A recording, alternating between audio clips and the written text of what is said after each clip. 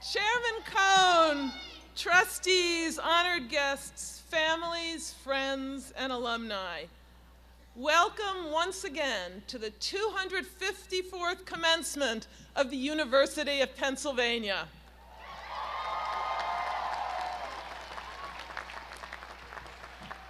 A special welcome to the members of the classes of 1960 and 1985.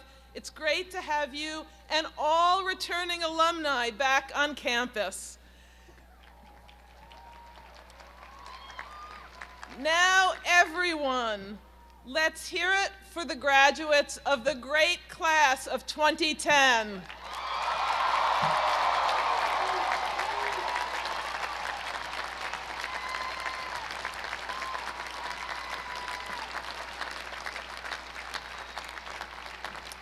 Graduates, you have met your Penn requirements, you have survived your final spring fling, and you have completed the epic trek from Center City to Smokes. Well done. This day is a beautiful expression of all your loved ones knew you could achieve. They believed in you, and now they share in your success. Find time to return their calls. Let's hear it for your family and friends.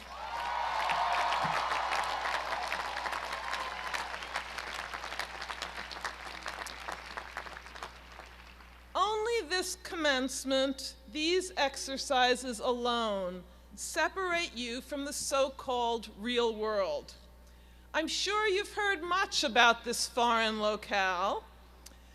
Workdays begin early, before 11 a.m. Weekends are short. Vacations are even shorter.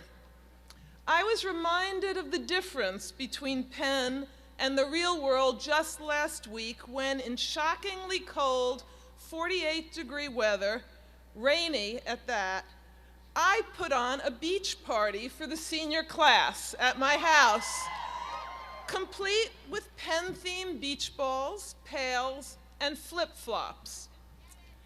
I don't want to leave Penn, many a senior said to me, but I know it's about to get real. If, like Thoreau, you subscribe to the notion that one ought to distrust any enterprise that requires new clothes or anything more formal than flip-flops, then the demands of life post-Penn will seem very vexing. And if, like Oscar Wilde, you believe that quotation is a serviceable substitute for wit, then my send-off is certainly off to an auspicious start. Take heart, graduates. Rumors about the real world have been greatly exaggerated. Life after Penn can be as fulfilling as life at Penn has been. Of course, can does not imply will, so how will you approach your entry into the real world? Far, far better if you let go of trying to be perfect. How many seniors remember your convocation precisely because it poured and you got drenched? You impressed me by your spunk and your spirit far more than you otherwise could have or would have had the weather been perfect. Remember that people can be near perfect without being especially good. People who try to be perfect often avoid risks. They miss opportunities to grow and to cultivate lasting relationships. No relationships that are good are perfect. Nothing truly important in life is perfect. Even the idea of striving for perfection is overrated. Now, I learned this lesson early in my career. Fresh out of graduate school and in a tough job market like this one, I was absolutely elated to be hired as an assistant professor.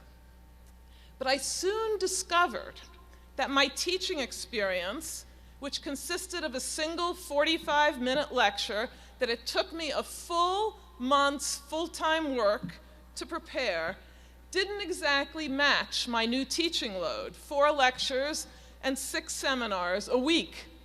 Facing 150 hours of classroom time and the imperative to publish or perish, I did what many a newly minted faculty member does.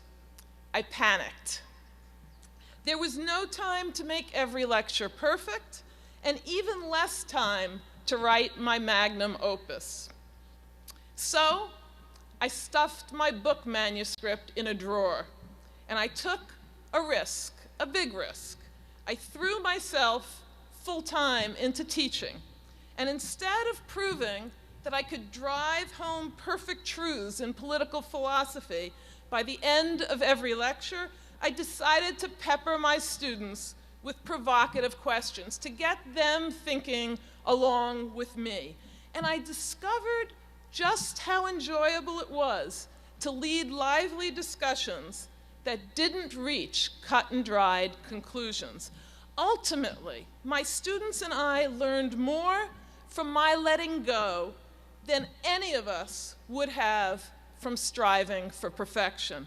And we all had more fun while learning together by thinking out loud, openly, and yes, imperfectly. Now, is this a valediction promoting the pursuit of mediocrity? Hell no, not at all. This is a call to be bold and courageous in facing the unknown. Let your reach exceed your grasp, enough to stretch your talents and make them and you expand. After I panicked, instead of playing it safe, I took a chance. I let go of the certainty of what would come next in a perfectly scripted lecture, just as we all must let go of perfectly scripting our lives in order to succeed. I asked my students to confront with me some of the most complex and intriguing questions. I discovered that I could inspire students to join me in what would become a lifelong journey in pursuit not only of my, but each of our best answers. You will achieve greatness only by realizing that not every step is the beginning of an Olympic-quality 100-meter dash as fast as Usain Bolt. Although it is amazing to watch him, take the chance that you will sometimes stumble. Remember that you can achieve perfection. You can achieve perfection at many small things without being especially good at anything that's important. Your Penn education has cultivated in you the courage to lead yourself and others, not in certain directions, not with perfect preordained answers, but in bold, creatively crafted, and truly life-transforming directions. Embrace not perfection, but the ecstatic greatness of human life by being creative, courageous, and far-ranging in your pursuits. Avidly pursue your passion for poetry, your love of invention, your ardor for athletics, or, with me, your fanaticism for film as you cultivate a great career. And of course, stay connected to your Penn friends and to Penn. Your life, like your time at Penn, will have periods of deluge and drought, not to mention a few epic snow days here and there. And you will find, as I did, that some of these epic snow days, those panicked moments, early in your anxiety-laced and uncertain careers, are precisely what incite you to achieve new heights and enjoy the most fulfilling adventures of your life. The blessed work of helping the world forward, George Eliot wrote, happily does not wait to be done by perfect men or women. The challenges facing our world, like those confronting me as a first-year assistant professor, and those facing you, as yes, it's about to get real, demand our boldest, most creative ideas and our greatest energy now, not a perfect solution later. And every one of our honorary degree recipients is a model of facing the present with courage, with creativity, and in the sense of this world that great leadership cannot wait for the future. Over your years at Penn, you have put many great ideas already into practice. I guess I should pause and say you've also put some not so bright ideas, fueled by too little sleep, and other absolutely endearing imperfections into practice. We love you for both of those things. By triathloning through the semester and sprinting through your finals, you have passionately pursued excellence both inside and outside the classroom. You have strengthened our campus community, and you have strengthened Philadelphia through your community service. You have traveled to Katrina-ravaged New Orleans to help rebuild a city with your own hands. And when a catastrophic earthquake struck Haiti a day before this semester began, you sprang into action, hosting vigils and benefit events and collecting necessities to support your fellow human beings in need. Great lives and great deeds are not perfect. They reflect the boldest efforts of women and men with the talent and the fortitude to make a meaningful difference. You are those women and men, and I love you for your Penn spirit. We all love you for your Penn spirit. That spirit, our spirit, that does not let perfection obscure the path to creative, courageous, bold, and transformative action. Graduates, how will you confront the challenges of what lies ahead? They are great. You will do so by making courageous choices, by cultivating far-ranging interests, and by passionately devoting yourself to meaningful action.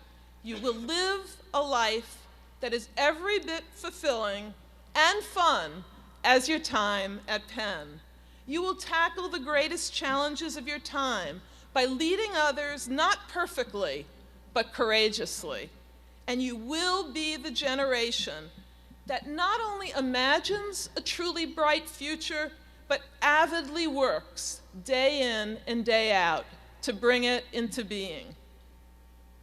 You have made us tremendously proud to be part of the Penn experience. You are integral to the future of Penn as well as its present. Yes, it's about to get real.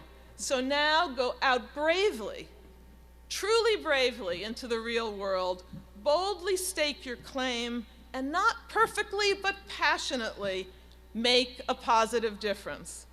I wish you all the greatest success and the utmost happiness. Go Quakers!